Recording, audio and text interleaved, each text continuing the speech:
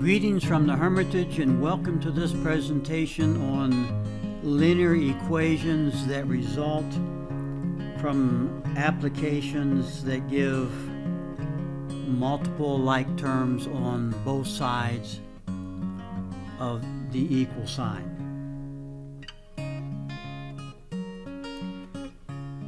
An application that results in a linear equation with multiple terms on both sides of the equal sign may look like this. In this situation, we have a rectangle and a triangle. And what we want to know is there a perimeter that is the same for both this rectangle and this triangle? So we have to maybe come up with a strategy to figure this out. We don't have the perimeter number yet, right? That's what we want to calculate. So the first thing that we need to maybe do is come up with an equation for the perimeter of the rectangle, and then a second equation for the perimeter of this isosceles triangle. Remember, an isosceles triangle has two equal sides. Also recall that the rectangle, the opposing sides are the same size. Well, that sounded nice. So why don't you go ahead and pause the video for a couple of seconds and write the equation for each of these figures on a separate piece of paper, and then when you come back, I'll go over the derivation of the equations for both of these, for the rectangle and for the triangle.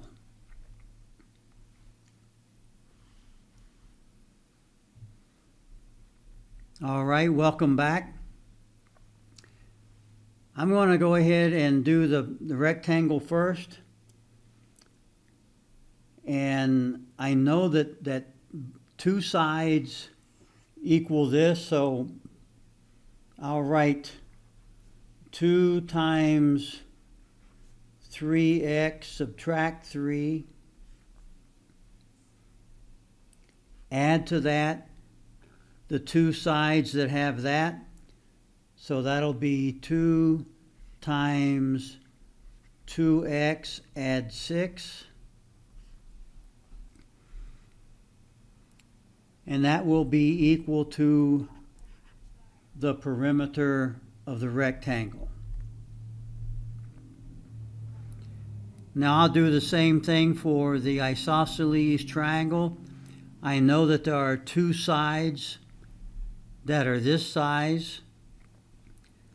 So I'll write that the perimeter equals 2 times that quantity.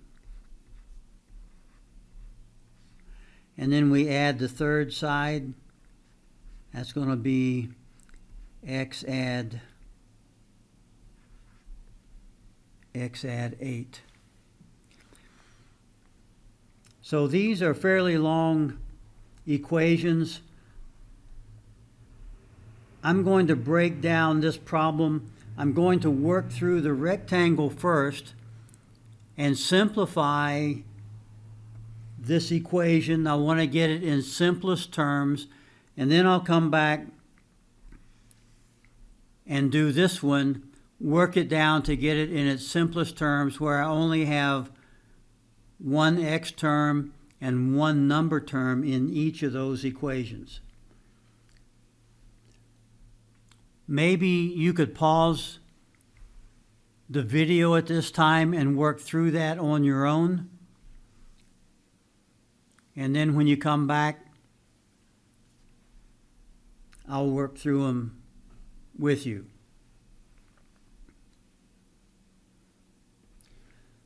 So welcome back.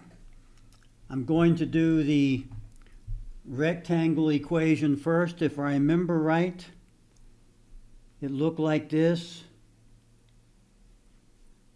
2 times 3x subtract 3,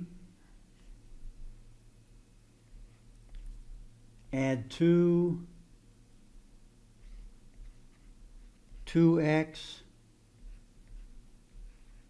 plus 6, and that was going to be the formula for the perimeter. I want this in simplest terms. Simplest terms means no parentheses. So I'm going to distribute the leading coefficients on these. And that's going to give me, in this case, 6x, subtract 6, add 4x, add 12, and that equals the perimeter. We're still working on the left-hand side of the equation. We have multiple x terms and multiple number terms. We're going to reorganize. Using the commutative property of addition, I'll move the x terms close to each other and the number terms, reorganize them. This still equals the perimeter. My x terms are close together. I'm going to factor out that common x. That'll give me 6, add 4, times x. I'll go ahead and do this math. This is 12 subtract 6 is going to give me 6. That equals P. And I can do the math inside this parentheses now. Gives me 10x, add 6, equals P. I'll go ahead and box that in. That is the equation for the perimeter of that rectangle. In its simplest form, it has one x term and one number term. I can't get it any simpler than that.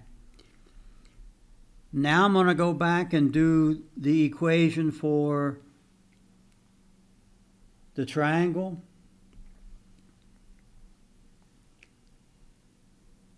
We had gotten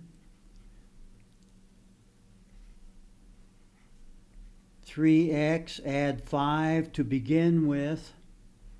This was the base of the triangle. We had two sides that were this size. We add all that up, and that gives us the perimeter of the triangle.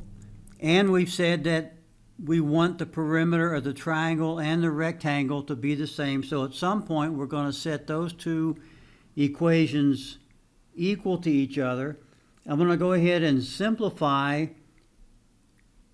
the left-hand side of this equation. Simplify means we get all of our x terms together, and then we get all of our number terms together, and we get rid of the parentheses. So I'll distribute this leading coefficient. It's going to be 2 times 3x, add 2 times 5. Here's my x, and that's my 8. I'll simplify this. This is going to be 6x, add 10, add x, add 8, and that equals P. My x terms are separated. I'm going to get them closer together using the commutative property of addition. That'll get my number terms closer together. Working through this step by step. Going to factor out this x. 6 add 1 x. I'll go ahead and do this math here. That's 18 equals p. Now I have 7x add 18 equals the perimeter of the triangle.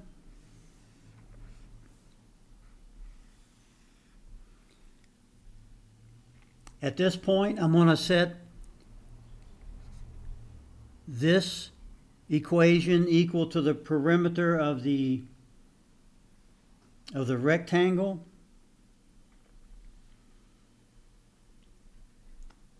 The rectangle's perimeter in its simplest form was 10x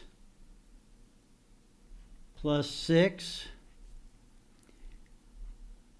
And for the triangle in its simplest form was 7x add 18. Now we have to get all of our x's on one side of the equal sign. That means we have to eliminate some x's on one side. And I encourage you to always eliminate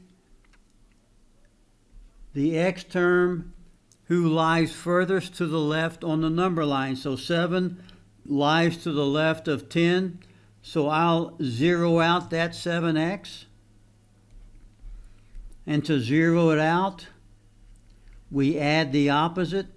That's called the additive inverse. That gives us a 0.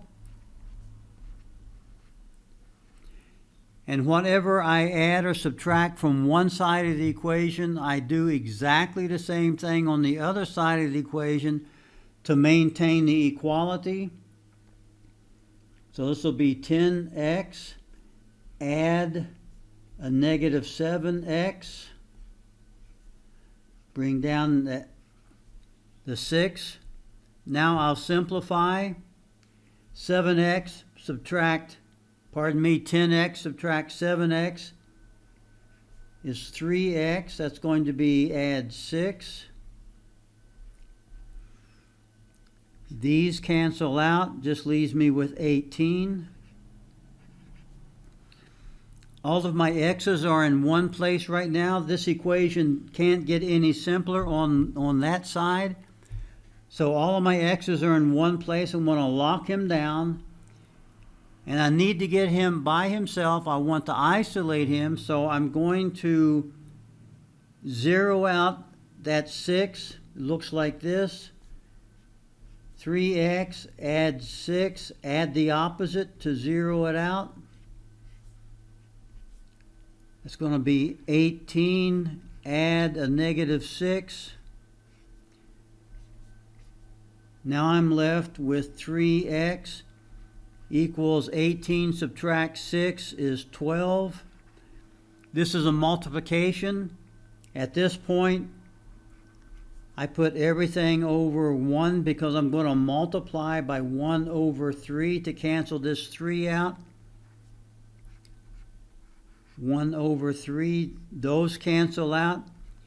This equals 3 times 4, that's 12 over 3. The 3's divide out, and I'm left with x equals 4. So this is the value of 4 that should give us, if we put it back into the equations for each of those figures, it should give us the same perimeter for both. Let's go ahead and try that. So I have x equals 4.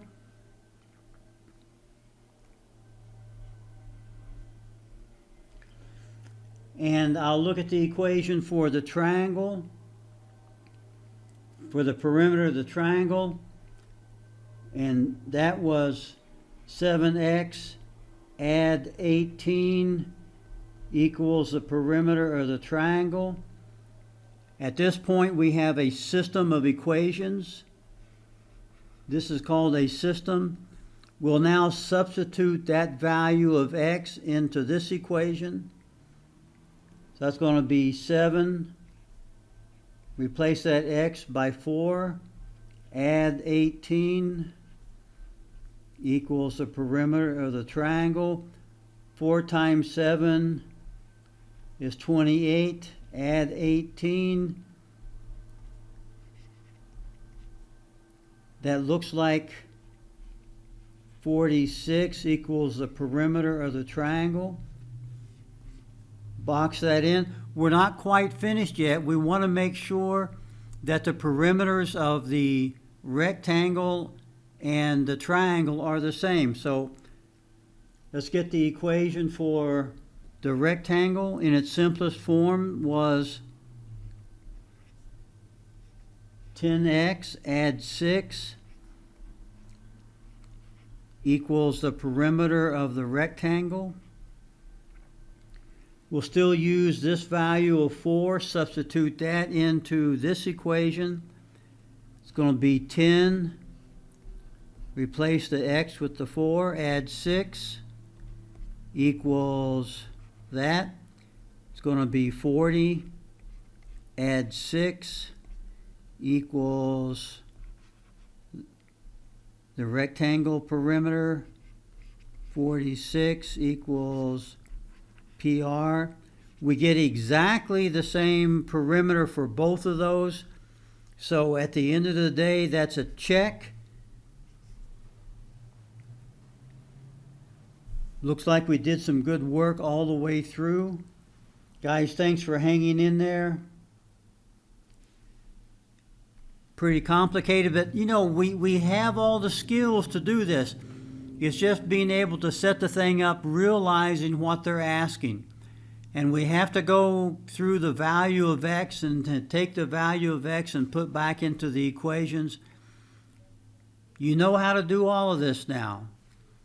All right. The thing that amazes me in this case is that there's actually one value of x that gives us the same perimeter. I would almost expect there might be a large number of values of perimeters where they could be the same, and you'd get the same value of x.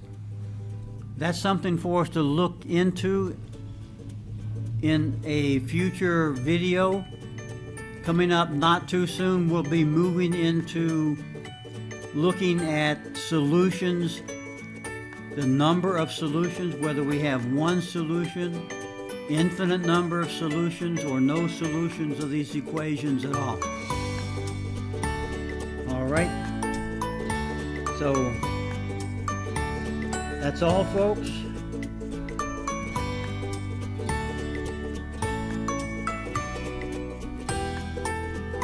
You're more than welcome to go back and review that video a few times. Be sure that you understand everything that we did. In the meantime, be safe. Con cuidado.